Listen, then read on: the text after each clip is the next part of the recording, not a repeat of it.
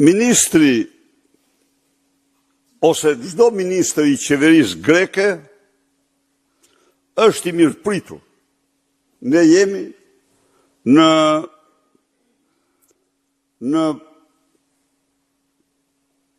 mbështetje të marrëdhënieve të fqinjësisë së mirë,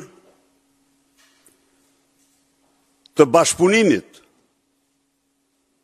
me Republikën Helenike dhe vendet tjera fqi.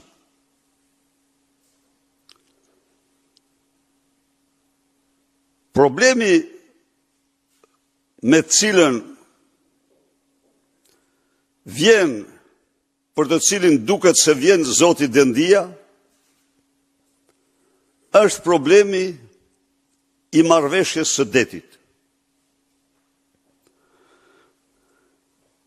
Partia Demokratike ka denuar me forcën më të madhe qëndrimin absolutisht të papërgjegjshëm të Edi Ramës dhe qeverisë tij ndaj këtij problemi të rëndësishëm për marrëdhëniet midis dy vendeve tona. E kam theksuar dhe theksoj se Edi Rama, për llogaritë të palëve të treta, bëri gjithçka që të sabotonte marrëveshjen e arritur para vitit 2013 me palën greke. E kam theksuar dhe theksoj.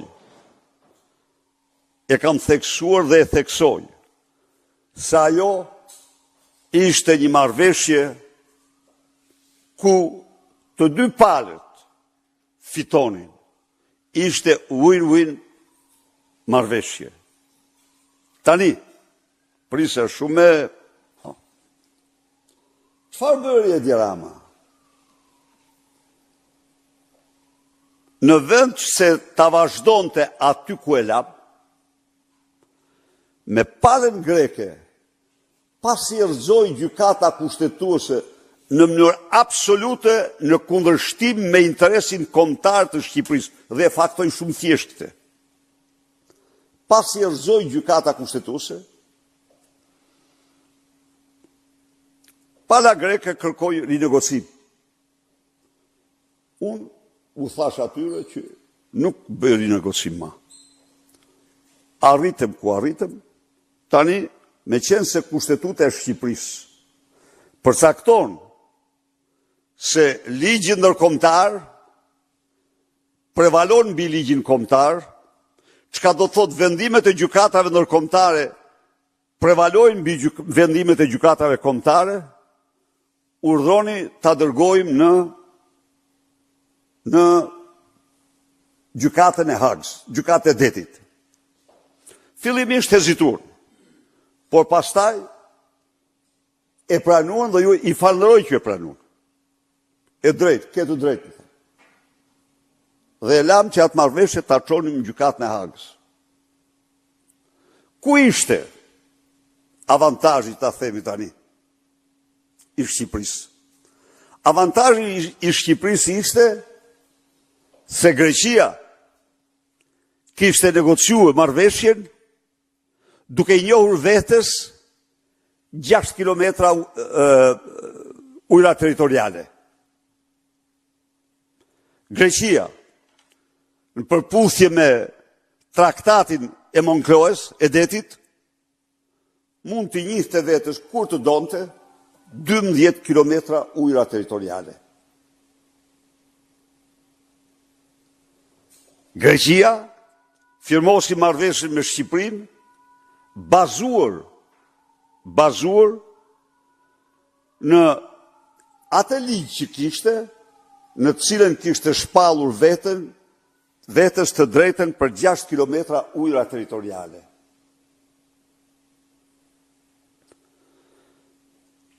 Ndaj dhe do ishte Haga, ekspert ndërkombëtar, dhe unë e kam ekspertizën, kompani shumë serioze ndërkombëtare që shqyrtoi marrëveshjen pasi urzue. Shkruan. Kjo marrëveshje, në qoftë se rimatet, rishqyrtohet, mund të dalë shumë e drejtë. Mund të psoj në një përmirësim, por në rast se Greqia shpall 12 miljet, gjithçka përmbyset për Shqipërinë, kundër Shqipërisë. Tani,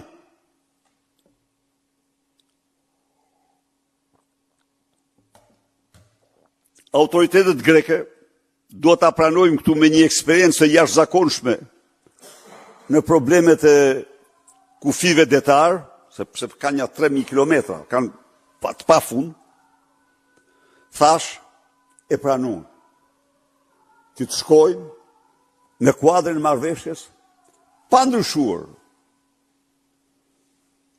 pa rivendikuar 12 milje. Dhe në qoftë se shkonim me atë marrëveshje kuadër, nuk mund të rivendikoheshin më, sepse gjykata do të thoshte nuk ndryshojnë rregullat në mes të lojës, nuk mund t'i ndryshosh. Çfarë bën këta? Këta u kthyen tek e para. Sigurisht që grek të cilët mbështeten një marrëveshje të arsyeshme, që është të vërteta, dhe me vullnet donin të zgjidhnin një problem me Shqipërinë për kufirin e ujrave territoriale, ndërkohë që kanë probleme të tjera me vende të tjera e të tjera me radhë. Edi Rama u thotë jo, do ta negociojmë bashkë edhe herë marrëveshjen. Do ta i thonë po shumë mirë, gati. Gati jemi. Dhe u futën negociata. 2 vite negociata. Dhe lanë takimin në Korçë për të firmosur marrëveshjen. E kupton çfarë aventurierësh? Aventurier.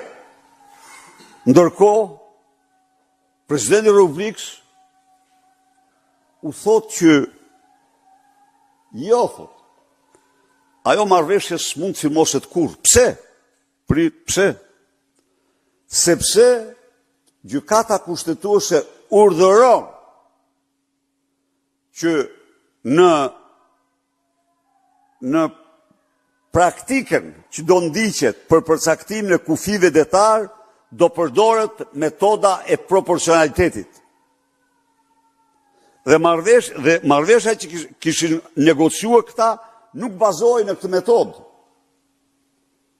Gjykata kishte mbi bazën e ankesës Edi Ramës, kishte përcaktuar dhe kushte tjera që s'ishin zbatuar.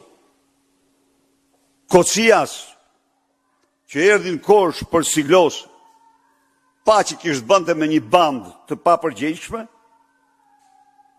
që në pas se të vijej firma, u kujtuan se ka një vendim gjykate, u kujtuan se presidenti e tjerë me radhë, dhe çfarë solli kjo? Çfarë solli, ta them ty. Pala greko u largua nga Korça dhe pas një 2 muaj, 3 muaj, shpalli rivendikimin e 12 kilometrave në ujrat e veta territoriale. Ja, ky është Edi Rama. Tani e pret Dendian sepse ministri Dendia e ka cituar Edi Ramën për lidhje të paqarta me një halla, me një gjysha, me një tezë s'maj me mirë tani, se s'kam që hymë këtu, po i ka citue, është e njohur. Dhe tani unë pres rezultatin e takimit.